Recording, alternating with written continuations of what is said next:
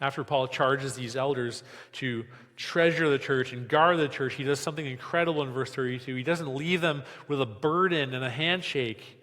He doesn't say, all right, men, dig deep, try harder, be strong. Good luck.